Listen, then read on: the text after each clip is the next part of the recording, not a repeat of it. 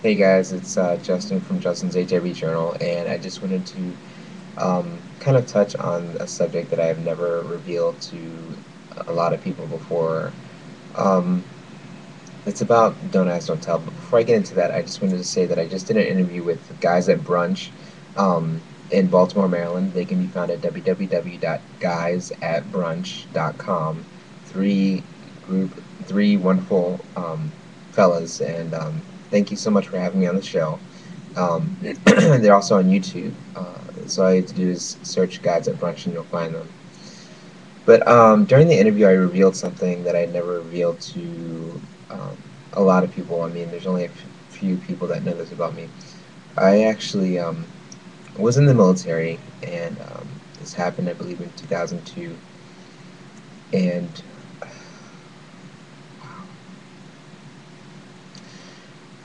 and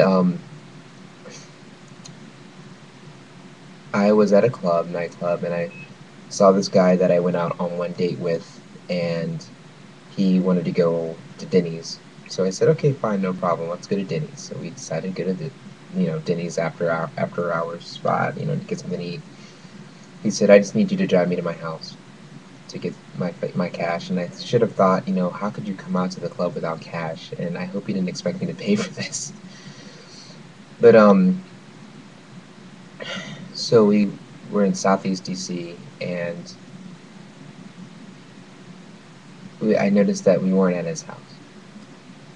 And I didn't understand where we were, and I didn't understand why we were there. And I said, "What are we here for?" He said, "I just need to go out and get something." So he went out, left the car, and got something. And or I don't know what he was doing. Well, he came back in the car and he told me to pull down my pants. I said no. He began to punch me. We began to fight. And then after I was kind of tired of fighting in the car, he pulled out a knife and he said, "Drop your pants." And I didn't know what to do, so I did. Um, I tried to fight back as much as possible, and he was just way bigger and stronger than me.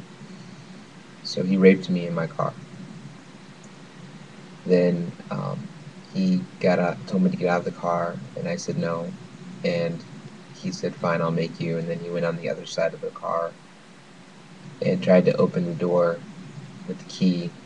My rods were broken off my car, so he couldn't open the door with the key. So when he put the key in the door, I pushed the door open, and we started struggling over the keys, and he bit me on my hand.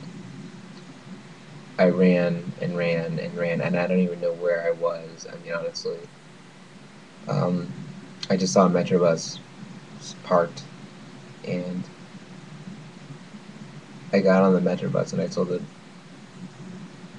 the driver that I had been raped, and he was kind of surprised and taken aback, and he said, "Okay, well, there's a police station up the street. I can take you."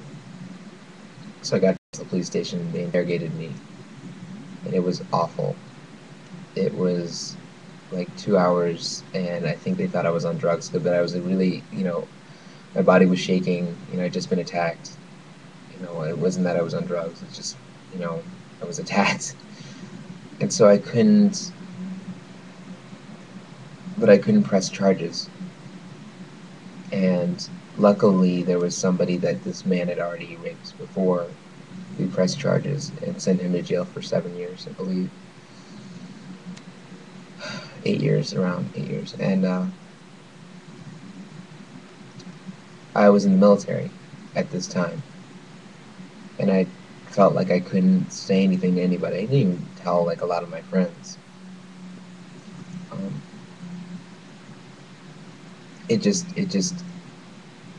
it was really hard being in the military under Don't Ask, Don't Tell, and people are saying, "Oh, it's a good thing, it's great." When someone's firing at you, you don't think about if they're gay or not. You think about if they're gonna have your back. And since I was harassed, since I was raped in the military, I couldn't say anything. I couldn't say, "Hey guys, I was raped, I need your help," because the first thing they would have asked me was, "Why were you at that club in the first place?"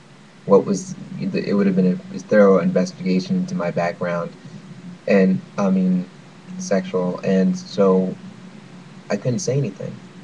I felt like I was trapped. Then I was in an abusive relationship with a guy for about 6 months. I said 8 months on the guys at brunch, but I meant to say 6 months, I think. And he just beat me, sometimes severely, and I mean, he never hit me in the face, so but he bruised me badly, and I couldn't even tell my friends. He would come over at crazy hours and want to come in and check out to see if anybody was there, and it was just crazy, crazy, crazy, crazy. One time, my friend Chris and I went up to a bar in Philadelphia named Shampoo, and Chris was a little tipsy, so I took him back to his house, and his car was still parked at my house. So I went back in my house, and I had told my boyfriend I was going to be at home at 1 o'clock in the morning. He was there, and I was there at like 1:15, and he said, "Where were you? Where have you been?" And I didn't know what to say. I just said I was, hanging out with Chris, and I dropped him home. He said, "I know, I was there in Philly watching you."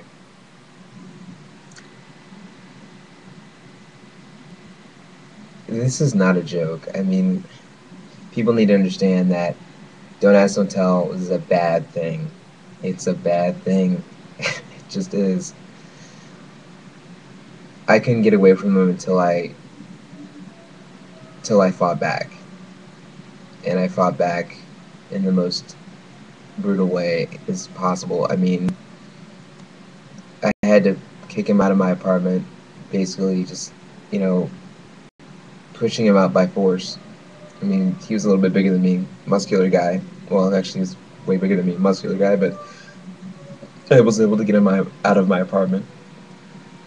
When the police were called, he started leaving little notes on my car and little notes on my door, kind of like, "I'm watching you. I like to watch you get up for the morning. I like to watch you drive to work." Because he was in the military too, and so there's no way I can get away from him. There was no way. I'm not going to say his name. There's no point. All I know is that I saw him again in Maryland and at a club with a guy, and he has ever since left me alone. But I also left him a note when he started leaving me notes, and I said, "If you ever come near my house, my family, my possessions, anything, my friends, again, it's not going to be anything that." So that's not exactly what I said, but I said something like it. Anyway, I just needed to get that off my chest. And thank you so much for listening. And as you know, Don't Ask, Don't Tell hopefully will be out the window. Hopefully. So, I mean, fully. And I hope that people out there that are listening to me understand why this Don't Ask, Don't Tell is just wrong. And anybody in the military, any gay person in the military, lesbian, could have gone through the same thing I would have and not been able to seek help. And I think every human being, whether being gay or straight, should be able to seek help for something traumatic as rape or harassment or domestic abuse. So, thank you for listening, and this is Justin from Justin's HIV Journal signing off. Peace.